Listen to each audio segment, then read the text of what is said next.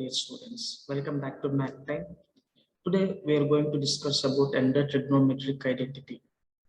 So let's directly go into the video and let's see how this trigonometric identity have been derived. So the trigonometric identity in the previous class we came to know that how sine squared theta plus cos squared theta is equal to 1 has been derived. Now let us see another trigonometric identity, nothing but cosecant squared theta is equal to 1 plus cot squared theta. I repeat it, cosecant squared theta is equal to 1 plus cot squared theta. So to derive this trigonometric identity, we have to basically know about the Pythagoras theorem, which is applicable only in the right angle triangle. So I'm taking it as a right angle triangle that B, and this as angle theta. So obviously people know that AC will be the hypotenuse and AB will be the opposite side and BC will be adjacent side. So we can write it as hypotenuse square is equal to opposite side square plus adjacent side square. That is equal to what can we write it here? We can write it as AC square is equal to AB square plus BC square.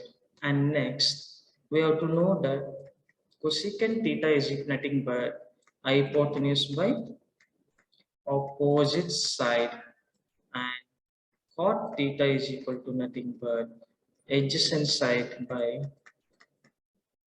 opposite side. So now I'll be taking a trigonometric identity called so to derive this trigonometric identity, cosecant squared theta is equal to 1 plus cot squared theta. I'll be first writing the Pythagoras theorem, that is nothing but hypotenuse square is equal to opposite side square plus adjacent side square. Therefore, hypotenuse square means what I'll be doing here means hypotenuse square means we know it as AC square. So I'll be writing AC square is equal to AB square plus BC square. I'll be writing it here.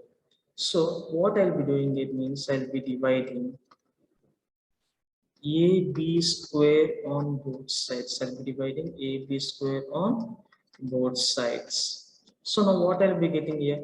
AC square by AB square is equal to AB square by AB square plus BC square by AB square. Will be getting AB square get cancelled.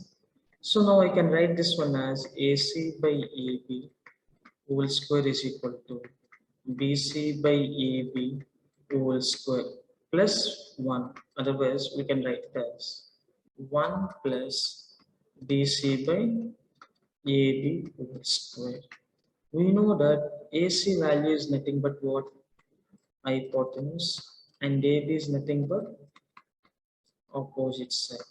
So I can write it as hypotenuse by opposite square is equal to 1 plus BC by AB is nothing but adjacent side by opposite